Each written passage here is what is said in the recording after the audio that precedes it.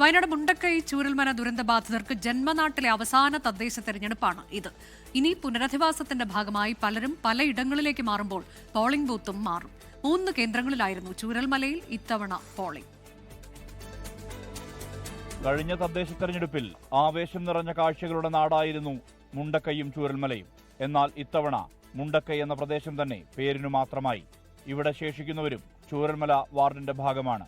അങ്ങനെ അട്ടമല, ചൂരൽമല വാർഡുകളിലായി വോട്ട് രേഖപ്പെടുത്താൻ ദുരന്തബാധിതർ ജന്മനാട്ടിലേക്ക് വീണ്ടുമെത്തി.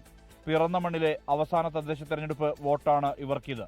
രാഷ്ട്രീയം പലതെങ്കിലും സൗഹൃദം തീവ്രമാണ് ഇന്നാട്ടുകാർക്ക്. സ്ഥാനാർത്ഥികളും മുന്നണികളും പല ഭാഗങ്ങളിലായി ചിതറിക്കിടക്കുന്നവരെ ഒരു വട്ടമെങ്കിലും നേരിൽ കണ്ട് വോട്ടഭ്യർത്ഥിച്ചിരുന്നു. ഇലക്ഷൻ ഇപ്പം കഴിഞ്ഞു, ഇന്നലത്തോട് കൂടിയിട്ട് സംവിധാനം കഴിഞ്ഞു. പക്ഷെ ഇന്നു മുതൽ ഞങ്ങൾ നാട്ടുകാരാണ് ഇലക്ഷൻ ഇവിടെ ചെയ്യുന്നത്. നമ്മൾ പുറത്തുണ്ടാകും, എല്ലാവരും കണ്ട് ഒരു സന്തോഷം ഉണ്ടെന്ന്. എല്ലാവരും കൂടി ഒരുമിച്ച് ഇന്ന് കാണാൻ പറ്റും, അതാണ് ഏറ്റവും വലിയ സന്തോഷം.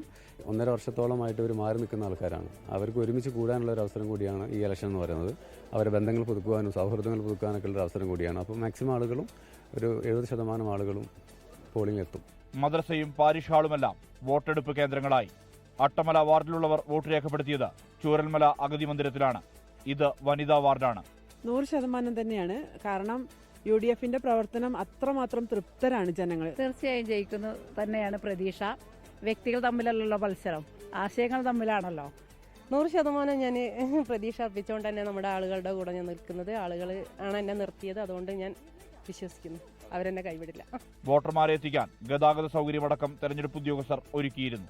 24 വയനാട്. ലോകത്തെവിടെയായാലും ഏത് സമയത്തും 24 വാർത്തകളും ഓഗ്മെന്റഡ് റിയാലിറ്റി പാക്കേജുകളും എക്സ്പ്ലെയിനറുകളും വിശദമായി കാണാൻ ഞങ്ങളുടെ യൂട്യൂബ് ചാനൽ നിങ്ങൾക്ക് സബ്സ്ക്രൈബ് ചെയ്യാം.